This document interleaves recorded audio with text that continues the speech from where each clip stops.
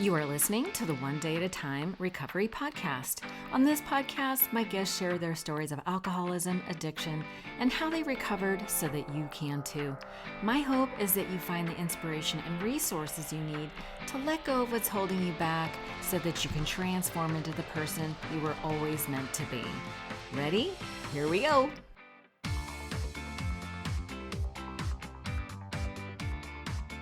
Hey friend, welcome to the podcast. Today I'll be joined by Charlie LeVoir.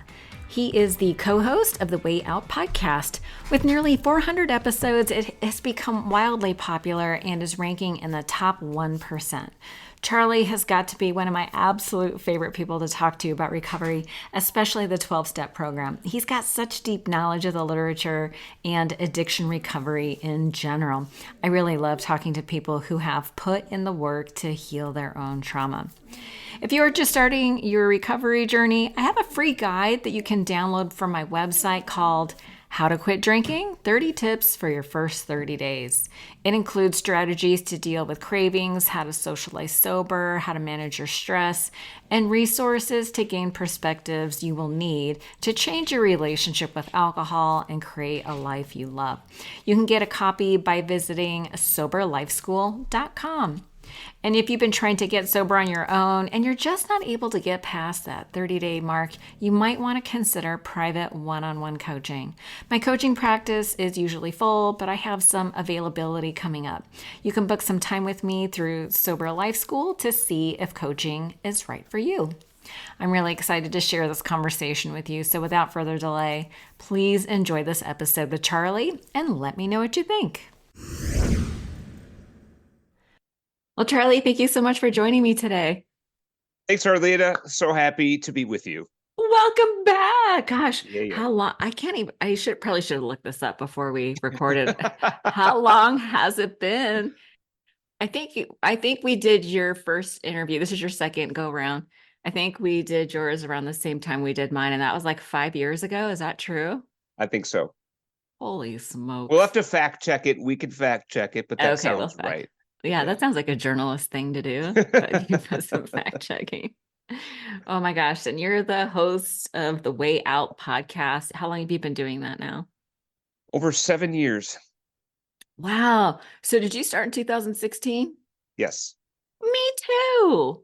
What? I didn't realize we started at the same time. Yeah, I started June of 2016. I wasn't super consistent at first because I was doing a second podcast. This is actually my second podcast.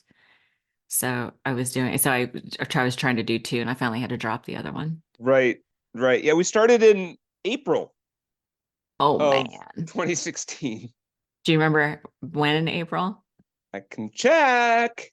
All right. Well, that's not important. I was just my but yeah, sober... sometime in April was the first episode of the Way Out podcast in 2016. So that's funny. Yeah, and we have about this. Well, you have actually significantly more interviews than I do. I am a little over 300. I'm at like 307 or something like that. We just dropped episode 383. Yeah. 383. So you guys were working faster than I was. 383. Well, congratulations. That is a lot of work. You're doing a lot of good in the world and reaching a lot of people. So congratulations. Arleta, you know how much work a podcast is. Oh my God. It is so much work. I spend hours and hours. Yes.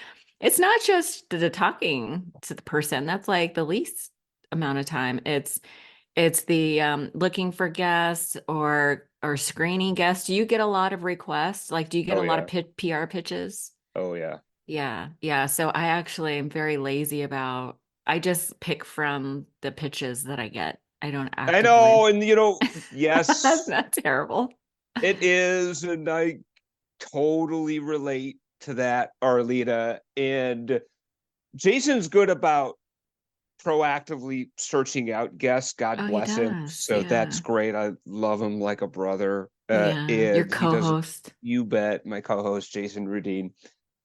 I, on the other hand, just field so many requests that it's a process of weeding out the ones that aren't a good fit and focusing on the ones that are a good fit. And we're at very fortunate position to get a lot of requests. It wasn't like that in the beginning. Okay. I had Same. to hunt people down and beg them to come on the podcast. Yeah. You know? So were you asking people in your 12-step community? Yep. They're very resistant. Yep.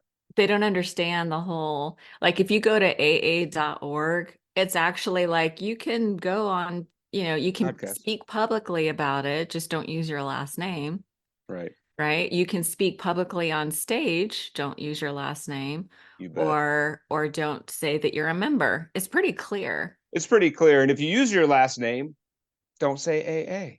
Yeah. You can say 12 step. You can say 12 step. Yeah. Yeah. And that's how I approach it is I Yeah. keep my specific program of recovery anonymous, Yeah. private, Yeah. and I recover out loud with my first and last name. Yeah. And then if you come to me one-on-one and ask how I got better, I'm going to tell you. Mm-hmm. I'll tell you everything. Yeah. Yeah, no, I'm the same, because it's, you want to respect the traditions, Absolutely. and they're also not laws. So They're not. No, they're traditions, and I do yeah, respect them, and I do honor them, and I do get why I do they're too. Yeah. there.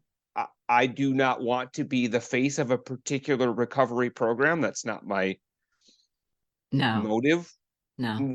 for the podcast, is to share powerful recovery stories and power topics so people can be inspired and informed in their own Yeah, recovery. yeah. That's all, right? And we elevate and celebrate all pathways to recovery. Yes, sir. Yes, we do. I don't speak badly of anybody's methods. There are a couple of things that don't sit well with me. Like I'm uncomfortable with people who teach moderation Mm, as like the end goal.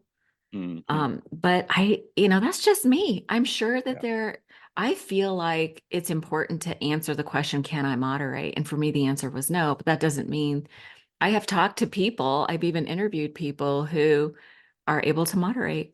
And I'm yeah, you like, bet. okay, that's just where you're at on the scale. And okay, like, You got it. I don't know. I don't pretend to know what's right for anyone. Exactly. I mean, sometimes I do, but then I go, oh, that's right. It's none of my business. Sometimes I get all, "Arr." It's not funny. Oh, I love that. I think I know what's right for you. Wait a minute. No, I don't. Right. Humility kicks in. Yes. Hey, I like to start these conversations with a fun little game called the lightning round. I don't think I was doing this when I interviewed you the first time. You were not. No, I was not, but it's don't panic. It's very slow. And I know you're just gonna knock it out of the park because you're like me, you're a seeker. And those of us that are seekers, we like books. We like to educate ourselves. And I'm Yes. wondering, what was your, maybe early on in recovery, was there a book that really helped you? Yeah, there was a few early in recovery that had a big impact. Certainly, the big book of Alcoholics Anonymous was transformational for me in terms of understanding the nature of my condition and what the solution was. I would say outside of that, Drop the Rock Hmm. in early recovery was incredibly transformational for me. Can you sort of give the highlight or the overview of what Drop the Rock is about? Yeah, you bet. So Drop the Rock really focuses on steps 6 and 7 in the 12-step program and do a wonderful job illustrating why that process within the 12 steps is important and how practically those can be applied in our lives. And it stems from a analogy in the Big Book of Alcoholics Anonymous, in that, and I can't remember exactly where it is, but there's a great analogy around, and maybe this is just actually in Drop the Rock. So, but there's a great analogy around a woman who has gone through steps 1 through 5 and is on her way to the promised land, right? So she's swimming to all of her 12-step buddies who have completed all of the steps and are continuing to work the 12 steps in their lives. And they're on this wonderful island, right? Of serenity and peace. And let's call her Jane. Poor old Jane is struggling to get there. She's going under the water and then she pops back up, and she's going under the water and she pops back up. And all of her friends that have made it to the other side, Jane, drop the rock. She's got a big rock around her neck and it keeps bobbing her down. And then she pops back up and then bobbing her down. And I didn't even realize she had this thing around her neck the whole time. She's been carrying it around her whole life. It just had always been there. And they keep, drop the rock, Jane, drop the rock. And she thinks about it for a minute, says, this thing's weighing me down. I've had it all my life, but I'm going to trust that if I drop this, I can make it to the other side. She drops the rock and she makes it to the other side. And it's such a great way to describe what that process feels like, to shed these counterproductive thought and behavior patterns that were no longer serving me, the things that I identified in 4 and 5. And the Big Book proper doesn't spend a lot of time on 6 and 7. It's a very short, like a paragraph, right? That's it. Yeah, that's it. Now the 12 and 12 does, right. Goes in more depth too. But and so shedding these counterproductive thought and behavior patterns so that I can continue to experience the things that are promised us in the 12-step program. Right. And I can't get to those if I'm constantly being dragged down and sort of stuck back into those counterproductive thought and behavior patterns. Yeah, no, thank you for explaining that. I think the rock is very symbolic of coping skills that are no longer serving us. And I feel like the steps are a way of identifying what those coping skills are. They frame it. How do you feel about the terminology? Because the terminology can be problematic for some people, where they call it character defects. And, we're going to talk a little bit about the broader sober community, where there's a lot of people that really bristle at the idea of character defects. Sure, absolutely. I like to think of them as human frailties. I don't know if that's written anywhere, but yeah, it's interesting. I try not to get caught up in the nomenclature, but yeah, character defects does definitely have a negative connotation. They also refer to them as shortcomings in the 12-step program and in the 12 steps proper. And so when I learned that these character defects, if you will, or shortcomings, if you will, human frailties, counterproductive thought and behavior patterns is typically what I like to refer to them I like as. that. These are my natural instincts that have gone awry. And everybody has these natural instincts.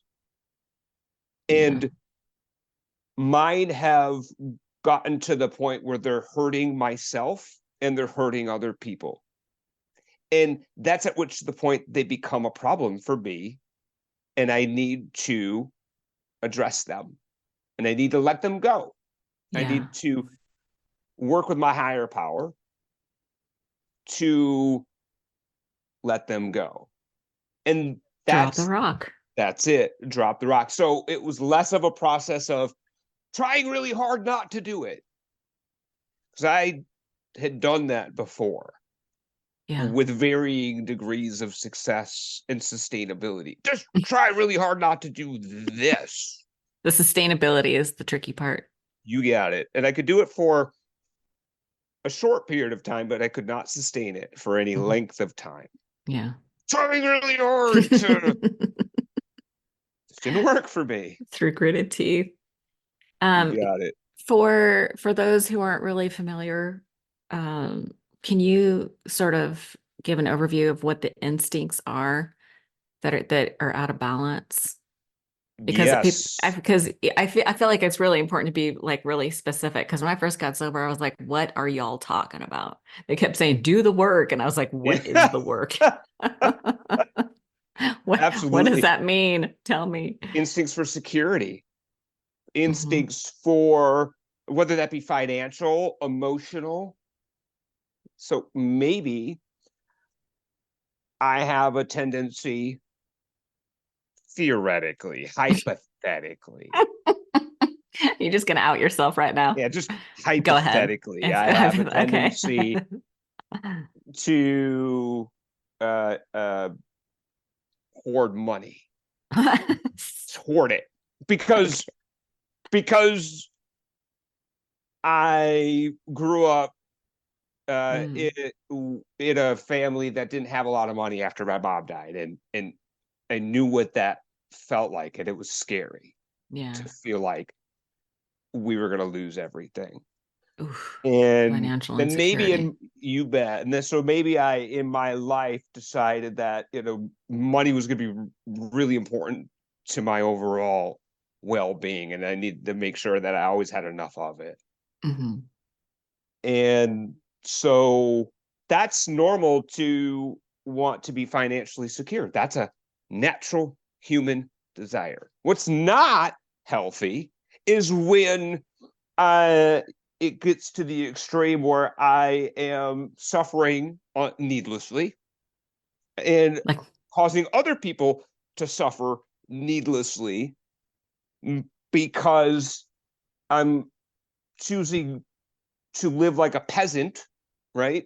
And make myself suffer and other people suffer unnecessarily. My natural unnecessarily. instinct has gone awry. Listen, that is like I don't know who doesn't relate to the need for security, You right? bet. You Yeah. bet.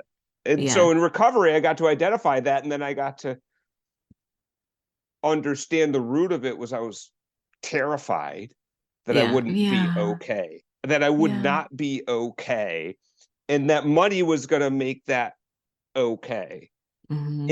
And understanding that so long as I continue to do the next right thing and I prioritize the things that matter the most, which is my higher power, my recovery, and my relationships with other people, then Yes, that's the I'm going to be okay no solution. matter what. Okay. And I can still make sure that, I'm not, spending like a drunken sailor and, spending myself out of house and home and bring that into a more balanced state by letting go of the fear. By letting go of the fear, false evidence appearing real. Yeah. It's so I'm so glad you brought up the financial insecurity piece, because mine shows up in like workaholism and like self-denial or like, and I just did it again. I've been sober for so long, almost okay, 29 years. No fronts, no fronts. But so I grew up with a lot of financial insecurity and a lot of messaging, like we don't have the money and wanting things is selfish and all that stuff. And so I developed a touch of workaholism. I've had two jobs my entire life. Like I'm never happy with just one job. Right. Just- Right. and then sometimes my second job I do for free, which is so foolish, with sort of like this promise of money later. Do you know what I mean? Do you know? Yes. So like this total, I mean, the podcast is a great example of that. Don't give me that look. But But I will deny, like, I will work really hard and deny myself, the practices that keep me sane. Like I'll sacrifice my self-care in order to work more for the illusion of promise of money later, but later never comes. Yeah. Like I always kick the can down the road, and pretty soon I end up in that. So my cycle is a pattern that ends up in burnout, and then I can't do anything for a while. Yep. It's, it's Absolutely. hilarious. It's so funny. And there's other natural instincts that can run riot. It can be around emotional security Oh and yeah. safety, and that can show up in Oh, relationships, that's a big one. and understanding the root of that. And Yeah. for me, that was a process of understanding how I showed up in relationships and failed to show up in relationships, and what fear was driving that. And Yeah. for me, the fear was, you're going to go away because that's what always happens. Hmm. And so as soon as I detect anything that's amiss, I'm going to go into a really counterproductive behavior pattern to sabotage the relationship, Right. and sort of end it on my terms rather than risk the emotional vulnerability of you leaving first, right? Right. Yeah, which Um, becomes then a self-fulfilling prophecy. sure does. You get it. Oh, the joys of recovery, all this Indeed, but awareness. that's the things, the shame around it really got demolished when I understood that these are natural human desires Yeah. that just got a little out of whack for me, and for good reason. And for good reason. And Yeah. so then it's about understanding which ones have gotten out of whack, and then working with my higher power to let go of the fear that's driving that counterproductive thought and behavior pattern, knowing that it's not serving me today. So I'm glad that you brought up the higher power because I'm very like pragmatic, and I know a lot of people are like, well, how does that actually work? Because there's a lot of, I don't think people realize the power that's in surrender, Oh, right? Letting go, like, yeah. I see it in metaphysical spaces where they're like, oh yeah, if you chase something, you're bringing with it this like needy energy that actually like this grasping, desperate energy that actually repels the thing that you want. So in my case, like I always think that money's going to fix everything. I don't know if you Yes. feel or relationships or whatever, Right. but so they say, oh, you need to surrender and, it's God's will. And like all this is very, very confusing to a lot of people that in the very beginning where they're like, because we do talk a little bit about powerlessness over alcohol in the 12 step. And I think people get hung up on the word powerless. And so how do you sort of reconcile this idea that we do have power of choice and that we can ask for help? Like how does that all fit for you? So coming into recovery this last time, How long ago was that? just over 9 years ago. 9 years. Okay. My Congratulations. Yeah, thank you. My sobriety date's December 6th, 2014. It was my third official attempt at recovery. And I received that gift of desperation Mm, which is a coming. good thing. It is a good thing. It was necessary for me. And I Me think too. about that in terms of, we talk about in the 12-step program that three things are indispensable as we traverse our journey in recovery: honesty, open-mindedness, and willingness. And that was true for me. I needed to have that willingness to do whatever it took to get better. And I received that through that gift of desperation. Yeah. And then being completely honest about the true nature, scope, and scale of my alcoholism and addiction, which meant for me two things. Number one, over any length of time, my alcohol and substance use will become unmanageable. And I Yeah. proved that to myself over and over and over again. Yeah. In a DWI, a lost relationship, some sort of internal consequence, and also over any length of time, I cannot remain sober by myself without help. Can't do it. I could do it for a little while, but I cannot sustain sobriety without help and without a solution. I'll become increasingly restless, irritable, and discontent, and I will feel like I have no other choice but to hit that proverbial eject button and escape through a substance, an addictive behavior, something. Mm-hmm. So that was the honesty piece. And it took a long time to get there because I really felt for many years I could have the substances, the alcohol in my life and manage them. And everything was cool. Like I had my stuff, I had the house, I had the cars, I had the job, I had everything on the outside. So I was maintaining that appearance of manageability.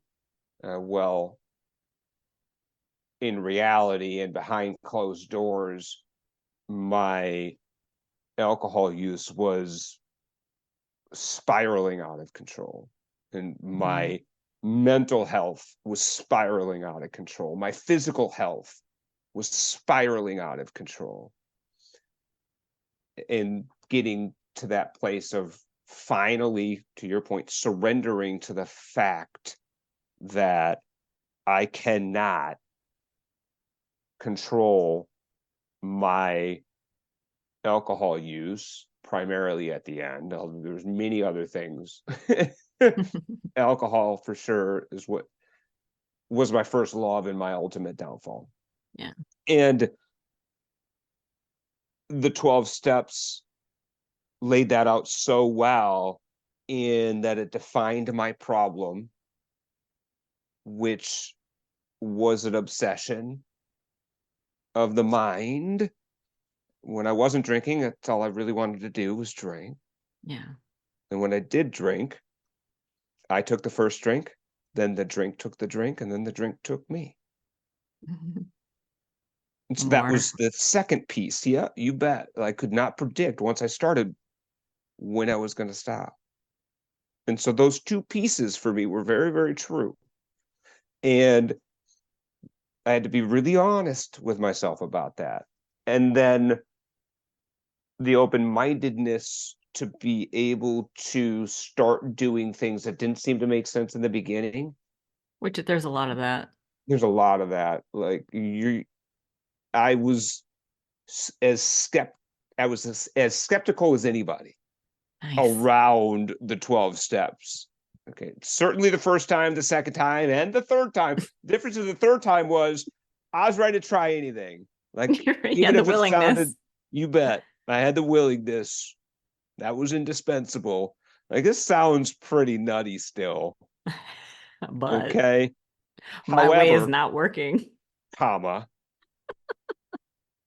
I've proved many times over that my way did not work. That got me here. Okay. So, and I listened to a lot of Joe and Charlie in the beginning. And again, I really believe, I say it all the time on I love them. And they're funny and they're relatable. And I say it all the time on the Way Out podcast that I really believe it took Bill and Bob to write the big book and Joe and Charlie to explain it. Oh, interesting. So are the Joe and Charlie tapes available like on YouTube? Yes.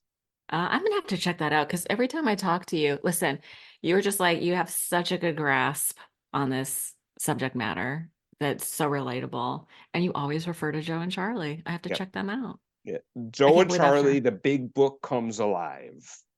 Okay, that's the name of it. Yes. Yeah. Joe Okay. and Charlie, the big book comes alive. And they do such a great job of relating what our fundamental problem is and what the Hmm. solution is. Okay. And Yeah. that's what the 12 steps are. The Yeah. 12 steps, step one defines our problem. Steps 2 and 3 define our solution. And 4 through 12 are the solution. Yeah. So that made sense to me. And all of a sudden, that, okay, you're saying that step one's my problem. I get that. I'm powerless. I've demonstrated that beyond a shadow of a doubt over alcohol and not Over alcohol. People get alcohol, so hung up. Oh, they say I'm part like over alcohol. over It's like, alcohol. let's finish the sentence. You bet. And then I need a new power then. Yeah. If I'm unable of my unaided will to be able to manage my alcohol use or stop completely, then I need a new power. And that, again, like, okay, you're telling me.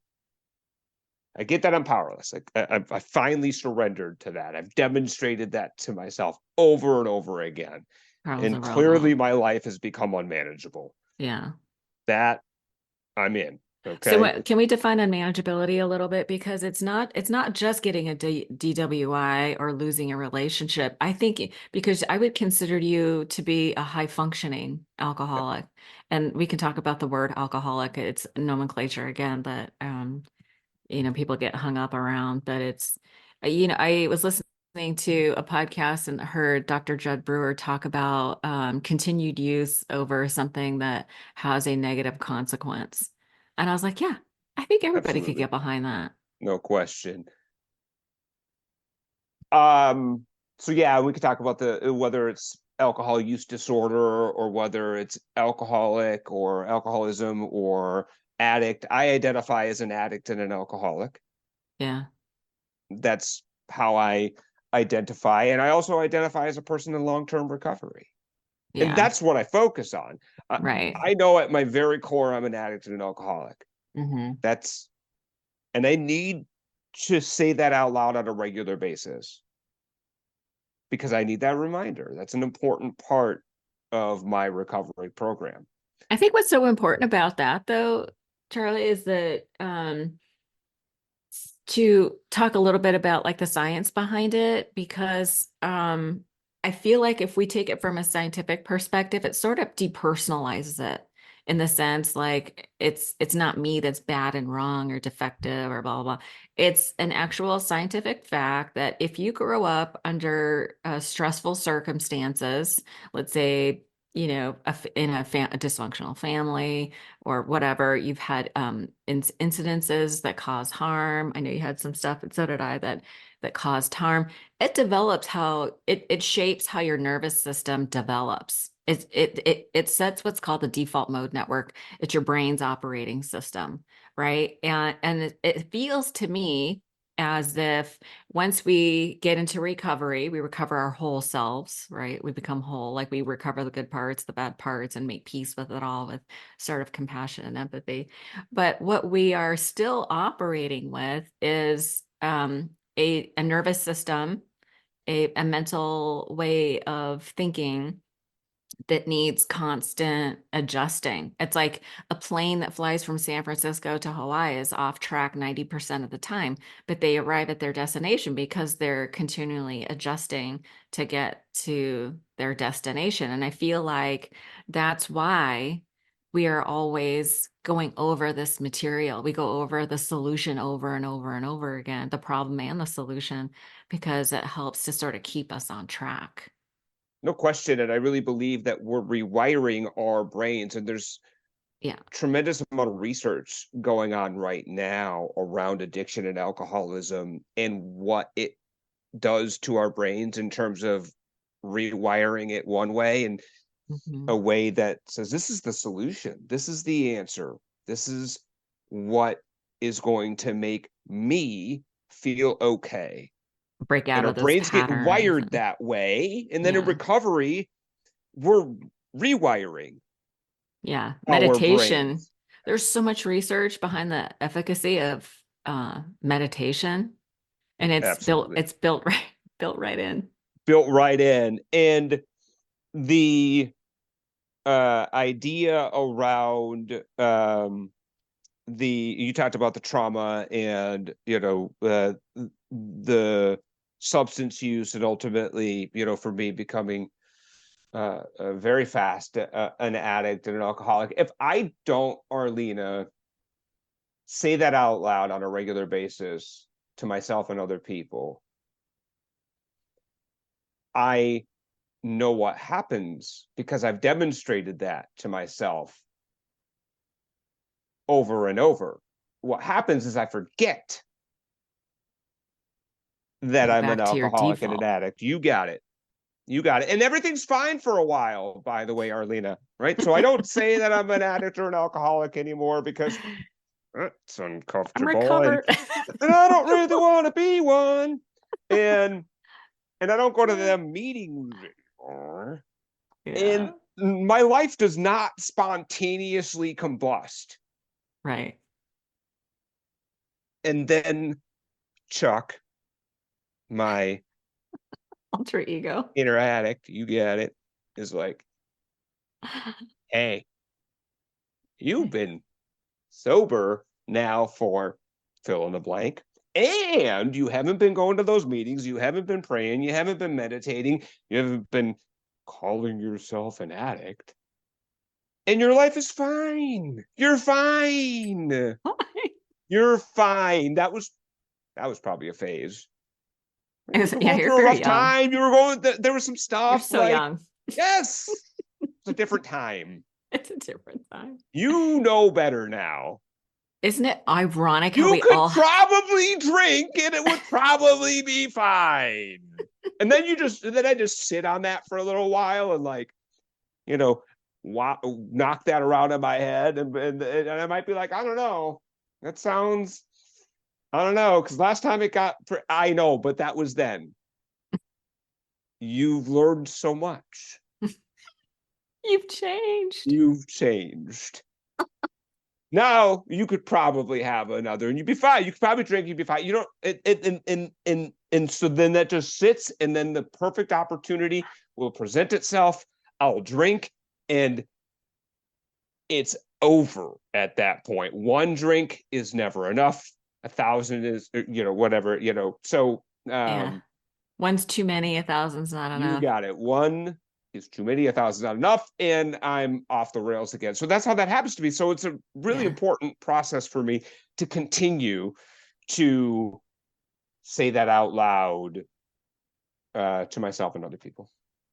Yeah. I love how you break that down because we are the easiest to deceive. We deceive ourselves so easily. It's so, and as you were telling that story, I was laughing because we all have that same internal discussion. We Yes. all have that same internal discussion, and and all the same excuses come up. It's like, oh, but I was really young. I got sober young.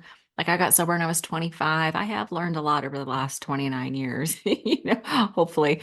But it's just like we wouldn't expect to go to the gym once and stay in shape forever. Even if we went to the gym for a year and we got in good shape, if we stopped going to the gym, we regress back to that default.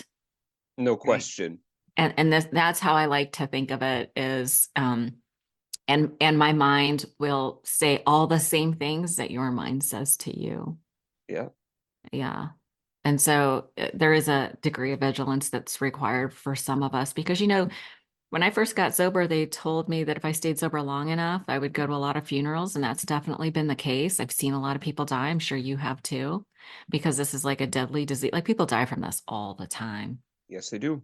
They die from Yes, this they all the do. And time. So, it's really pernicious with alcoholism, Arlena, because it's not called that on the death certificate. Oh, It's a called liver cirrhosis. cirrhosis or Yeah. Or heart drunk disease, driving or you accident bet, or suicide. suicide. Yeah. Seen a lot of that. Yeah, it's rarely alcohol poisoning. Correct. I went to high Yeah. school with this gal who was like on the drill team and super popular and blah blah blah, and she ends up in the rooms of 12-step rooms, and she's sober for quite some time, and then she has a family, she has twins. I think she had a total of 4 kids or something like that, like a very full life. And then slowly over time, she quit doing the meetings, and I wasn't friends with her. Like, I don't know what happened to her, except that she had relapsed and died of alcohol poisoning, and her husband and twins found her on the couch. Oh wow.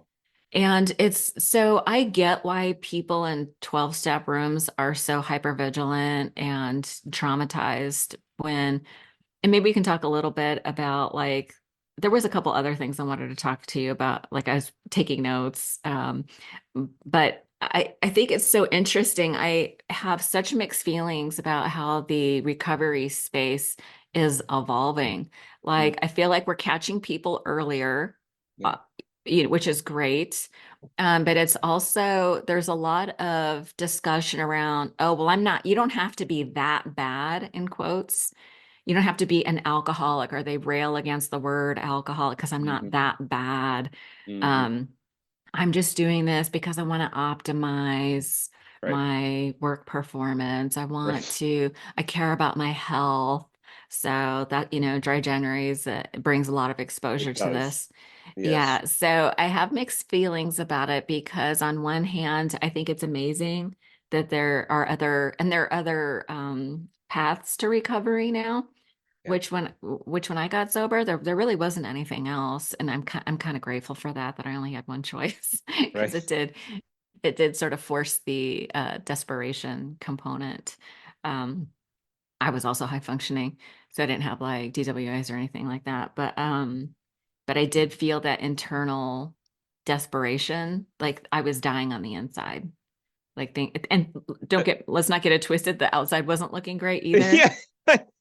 I mean, I had the job and stuff, but barely, That's it. barely. That's it. So I did have the DWIs, and I did have most of the external things in place. But to your point, I was hanging on to my job by a freaking thread, and I had Thread. no idea until I got sober. And it was like, I don't know, like 9 months in, and my boss, who's in the program and has been sober forever, he sold the company now, and the new ownership is in place. He told me, he's like, you were literally like Wow. days away from being terminated. Like, you were toxic in the Yeah. workplace, right? So, Yeah. and I had no idea, right? And I I don't thought know. I was I fine. thought I was doing great. You thought you were hiding it well. And yes, and I thought I was like this just rock star at, like, Mr. If Super the numbers are talented. good, everything's fine. Absolutely. You're a Like, and sales guy. everybody, you bet. Like me. You got That's it. so funny. And listen, if you're producing, I was in high tech sales in Silicon Valley and working for companies like HP and Adobe and all these startups Yep. and stuff. And alcoholism runs rampant in those circles. Rampant, Rampant. no But it was so question. funny because management would protect the people The that high were producers. producing. Yeah, Yeah. you got it. They'd Yep. be like, is there a possibility that you just were hungover from the night before?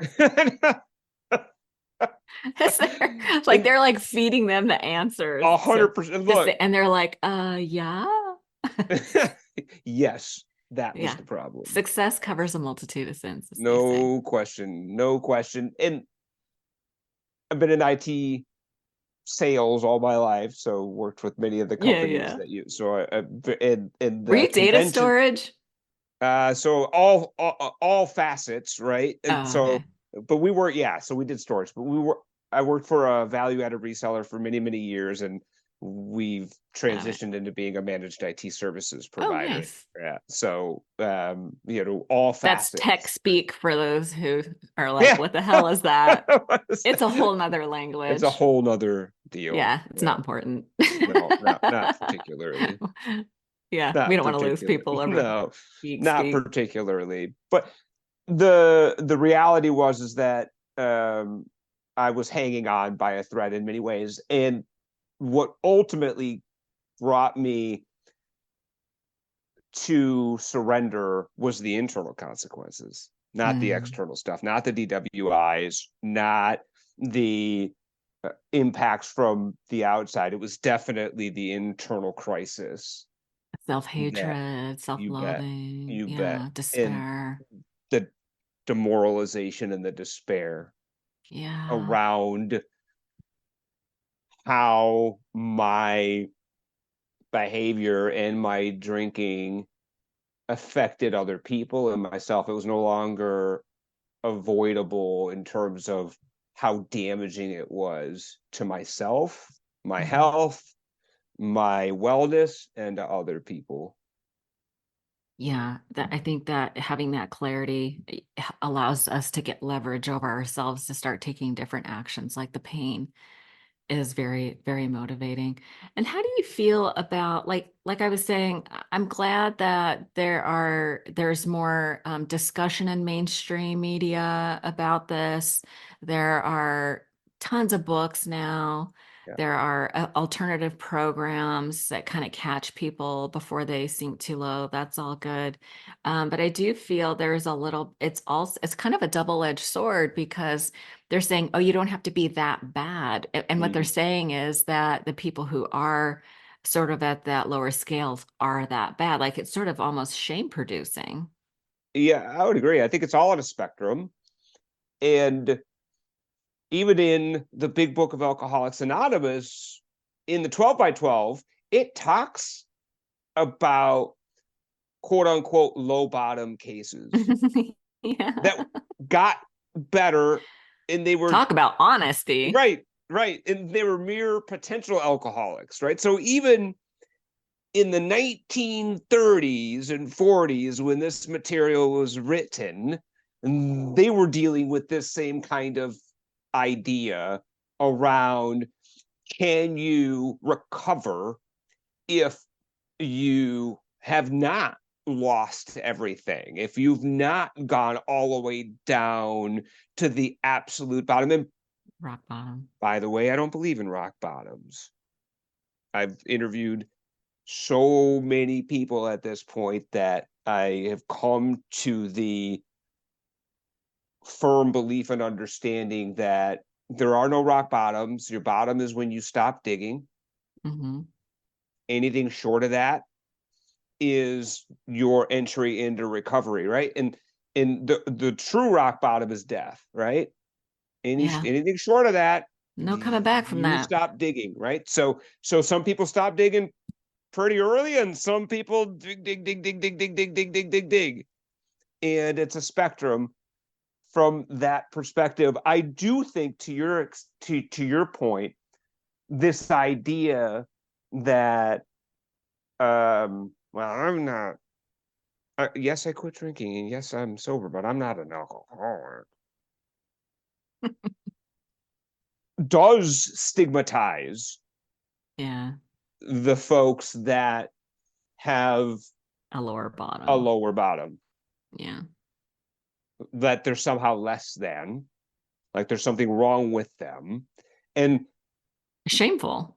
yeah, and you know, and we celebrate all pathways to recovery. We elevate all pathways to recovery, but we do not support a message that says that people that stopped their substance use early are somehow better, Right. or somehow, have some sort of, ethical, moral, or some other superiority over somebody that, has gone all the way down to the bottom, and, damn near at the gates of death, right? Right. And Yeah. got better. both of those recoveries we can learn from. Both of those recoveries are amazing. Both of those recoveries are worth celebrating. And as I just told a sponsee the other day, nothing good can happen out of comparing our recoveries. Oof. No, just relating. Just relating. Right? Agreed. Somebody might be at this point in their recovery, but they had a lot farther to go. Yeah. Yeah. Got trauma that they're addressing. They've got mental health that they're addressing. They've got family dysfunction that they're addressing. Maybe there's physical health stuff that they're addressing. And they've done a tremendous amount of work and they're here. And somebody else might be coming into recovery and not have that many things to address ultimately. And it's a very different thing. So it makes more sense to identify what we have in common and what we can learn from each other, and not try to compare ourselves and our recoveries to other people necessarily about in terms of Yeah. progress and what we've achieved in recovery.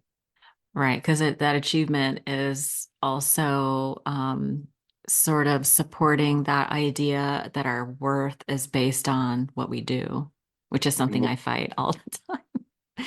And I know that there's going to be people out there listening to be like, well, we have to be honest that there are people that just quit sooner. Like No that's question.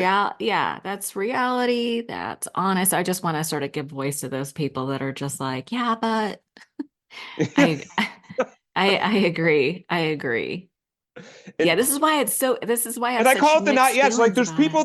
that, obviously it's a Oh yeah, they're spectrum, not right? yet. The not yets, right? So, okay, you didn't lose X, Y, and Z. You didn't experience X, Y, and Z. For me, I call them the not yets. I too can lose that if I choose to go back out drinking. I too can lose everything. Those are Yeah. my not yets. Yeah. Yeah. You're either an example or a cautionary tale, and both Yeah, both are actually very valuable. indeed, they are. Yeah. Yeah. Yeah. So I do, and what I love about 12 step is that it's a peer support group, as well as like these other peer support groups. Where do you see the value in professional support? I think it's incredibly valuable for certain folks, right? So, for any variety of reasons, going to a peer support group may not be a good fit for somebody. Maybe it's due to profound social anxiety. Maybe it's because the accessibility isn't um, quite there from an in-person peer-to-peer perspective. Now there's virtual meetings everywhere, right? Yeah. Yeah. But yeah, I just think there's so much value in the in-person Yeah, there peer-to-peer. really is. Yeah. So maybe I, you're in a place where that's not super accessible. yeah. And What I'm hearing, I wonder if you hear this too when you talk to people in on your podcast, as people that try to get sober in like a rural community, mhm, and their local 12-step meetings were very dysfunctional. yeah, That's a frequent occurrence. And it is. I always distinguish the difference between the fellowship and the actual steps. Yes. Because if the people are often the reason people stay or the reason people go. No question. And I'm fortunate to live in an area where there's many, many 12-step meetings. And I love the saying that there's only you only need two things to start a new 12-step meeting: a resentment and a coffee pot, and the coffee pot's optional. Right. Right? Yeah, I love that. So like, lots of like meetings y'all where are you're at, screwed huh? up. This meeting is terrible. I'm gonna I'm go start a starting new my one. Yeah. own. Yeah, Which I is love such, that. to me, a addict alcoholic thing to do, No, but thank God they do that A hundred because percent, because just if you don't yeah, like one, try a different one. You will find one if you're willing that fits you. And there's really nothing like being a part of a group of people that are on the same journey as you, that you feel like are your family, that you feel like are Yeah. your, that not feel like are your true friends. And Yeah. it's a wonderful, wonderful experience that Yeah. I've not experienced in any other facet of my life. It is, as they say in the 12 steps, frequent contact with each other and newcomers becomes the bright spot of our lives. Yeah. Yeah. Nothing ensures sobriety like intense work with another Indeed. alcoholic. Yeah. Indeed. I love that. Gosh, we only got through that first question. What do you like?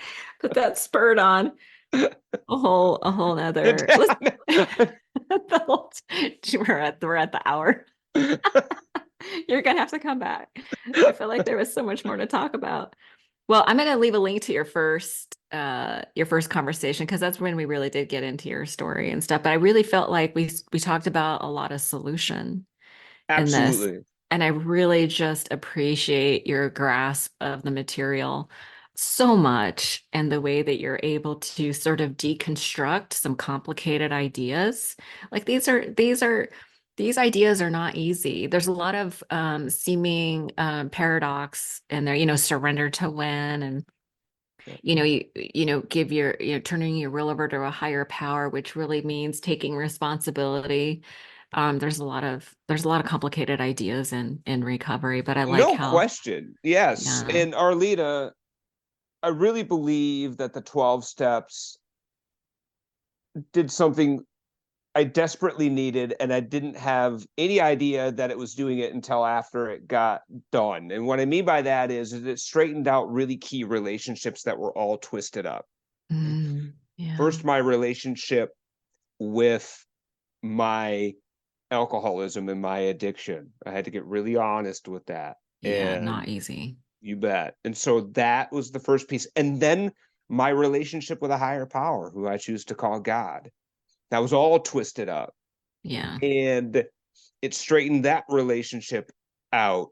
And that was a process of praying to a God that I didn't understand, that I had no concept of, because if I could make it up, it wasn't big enough for me. Some people in the 12 Mm. steps create their own conception of a God, and that works really well for them. And I embrace and celebrate that. That's great. For me, I had to pray to nothing. I had to pray to no concept and experience a radical and fundamental change in how I related to the world by virtue of doing these spiritual Actions. actions.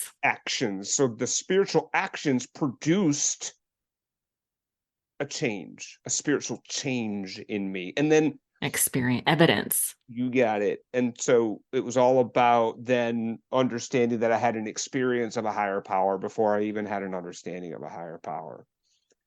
And then my relationship with myself, Mhm. right? Straighten that relationship out. Now, therapy helped that as well. EMDR therapy. I did those two things in parallel. I truly believe that EMDR therapy and working the 12 steps in order with a sponsor were the secret combination that unlocked my recovery. Mm. And then lastly, my relationship with other people. Yeah. And so the 12 steps are a design for living that allow me to be able to increasingly have stronger relationships with the God of my understanding, myself, and other people, and ultimately be able to do what I'm here for, which is to be of service and love my brothers and sisters in and out of recovery to the best of my ability. Oof, that's powerful. That's beautiful. It's so important to know what your purpose is. Yes. Yeah, and I remember when I got my 1 year chip, I was very clear because I had been so immersed in the action part. I was very clear on what my purpose was. Yeah. Yes, it was a revelation, and I had many revelations as I traversed the 12 steps. Yes.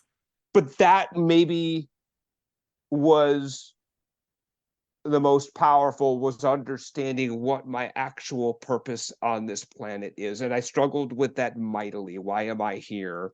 And why am I this way? Yeah. Why? Why? Why? God, Why am I? why? Why am I this You way? bet. That You is a bet. big It question. is a big And question, right? And my treatment counselor laughed at me when I asked her that because what do you want to get out of this deal, Charlie? And said, I want to know why I am the way I am. And she laughed at me. She says, oh, rude. okay, let's say it's because your mom died when you were 11. Or let's say it's because you were born with big addict and alcoholic switches. Or a combination of the two. Do you think if you find out why you are the way you are, you'll ever be able to drink normally again? No. No. Will you ever be able to use safely again? No. Okay, should we figure out how we get better instead of why you are the way you are?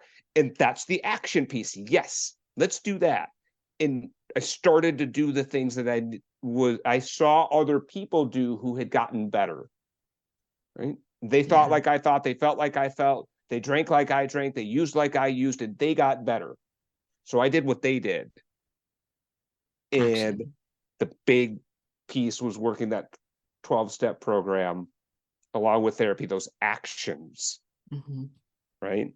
Mood And follows action. you got it. We just want to feel better. So mood follows action. So take the right 100%. action. No Yeah. question. I still Yes. want to feel better. Well, yeah, you and me both. Yeah, that's real. Yeah. That I really want to change is. my feelings. Yeah. Yeah. Only all good all the time. Oh, wait a minute. Is that an instinct that's out of balance? It is. Yeah. Damn Yeah. it. Little default mode network. Yes. Absolutely. No Well, question. well, this has been such a beautiful conversation. You're gonna have to come back and we'll have to talk some more. Love it. Because- yeah, It I feel anytime. yeah, I feel like we didn't get to a lot of the things like um but I feel like we covered a lot of ground today, mostly breaking down concepts that are confusing, that are easy to misunderstand. But Absolutely. ultimately, I feel like you provide a lot of context and perspective to these complicated ideas. And maybe people that are skeptical of 12 steps might consider giving it another shot with a different group. Maybe if you've tried it before, and didn't like the group, maybe you can find a different group. But yeah, the hill I will die on is the 12 steps are a worthy endeavor. And sometimes you just need to find the right people to walk you through it. And we're not saying anything like if you do it, you'll stay sober forever, or we're not really saying anything other than you can have like what you said, like you had a series of revelations about yourself that was transformative and you've stayed sober for almost 10 years. You got it, Arlena. And I invite anybody who's listening to run the experiment. Run the experiment. I got Run the that from you experiment. last time you interviewed me. I've been saying it. I forgot it was you. It was you that said it. Run the experiment. If you're not happy with the results, happily refund your misery. That made me mad when I first What do you heard got to that. lose? Yeah. What do you got to lose? Run the experiment. Don't judge the process, judge the results. Ooh. Don't judge the process, judge the results. You got it. Yeah, because that kind of speaks to what you were saying earlier, that they asked me to do a bunch of things that didn't make sense at first. That's right. Only That's until right. I ran the experiment It did doesn't I have to make understand. sense. The spiritual actions that we do and the internal work that we do will have a result, will have an impact. Mhm. I don't even have to believe in it. Yeah. No. I don't have to in order for it to work. That's the magic behind this work is as long as I do it to the best of my ability, I could be skeptical of it. It still produced a transformative result. I love it. I think that's a good place to stop. Just mic Indeed. drop it right there. Done. Done. Well, thank you for healing the world today. Arlena, this was a absolute treat. Yeah, it's always good to be with you. And next time we'll get to the other 4 questions. This is what happens that when was you get the slowest lightning round I've ever done. So good. So good. this is what happens when you get to beautiful souls in recovery, right? It's just that's the Yeah. way it goes. And this was the way it was supposed to be. That's right.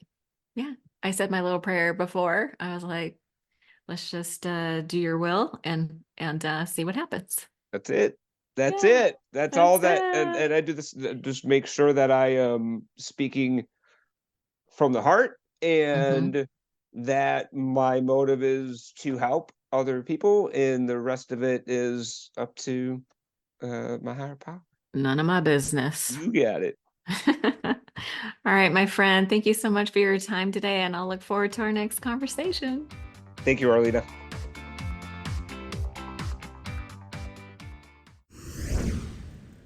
One last thing before you go, if you enjoyed the podcast today, please don't forget to subscribe on iTunes or Stitcher and leave a review. And if you'd like to make a donation to the podcast and help me keep the lights on, you can do so by visiting odatchat.com. There's a donation button or membership button on the right-hand side. Have a great day. Thank you so much for joining us.